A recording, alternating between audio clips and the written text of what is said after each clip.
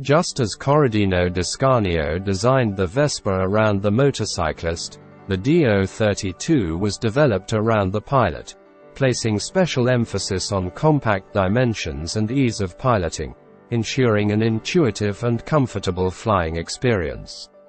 A helicopter that challenged convention by redefining the very concept of flight.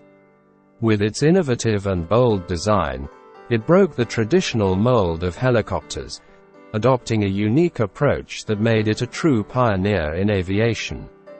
In the early 1960s, the German army was interested in a small helicopter for observation and communication tasks that could be folded into a box and transported in a trailer pulled by a jeep.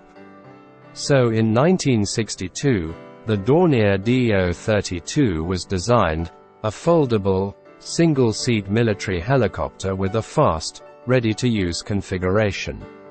A key requirement: it was easy to learn to fly, no more difficult than riding a motorbike. The Dornier Do-32 was distinguished by a unique design.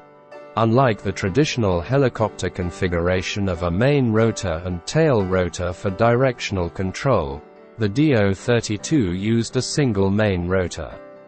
The rotor blades were driven by jets of air escaping from the ends of the individual blades. This approach made the tail rotor superfluous, saving weight and simplifying aircraft control. Dornier used a small gas turbine, BMW 6012L, to drive a compressor, which powered the air jets from the blades. Control around the vertical axis was provided by a rudder positioned in the turbine's exhaust jet, made of high-strength steel to withstand thermal stress. The weight of the rotor created a flywheel effect, allowing it to have more energy stored during flight, which enabled it to perform a safer autorotation landing than other helicopters. Autorotation landing is an emergency technique, allowing the pilot to glide in while landing with a failed engine. In addition, the rotor's large mass allowed it to perform jump start, a maneuver that allowed the helicopter to take off very quickly.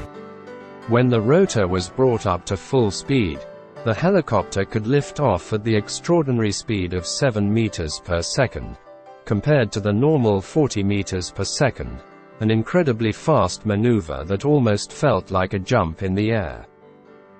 After numerous flight tests, the three prototypes suffered serious accidents. The V-1 helicopter had a crash during takeoff, the V-2 had one during an autorotation landing, and the third crashed. Therefore, there were not the large orders from the Army that Dornier had hoped for. Only 4 examples were produced. Despite its unique and innovative design features, the accidents suffered were attributed to a combination of factors, including the sensitivity of the controls, terrain conditions, and possible control problems. All this contributed to the loss of customer interest and the discontinuation of the project's development. Nevertheless, the Do-32 provided valuable lessons for future adventures in aviation, and its memory remains as a valuable example of daring innovation and perseverance in helicopters.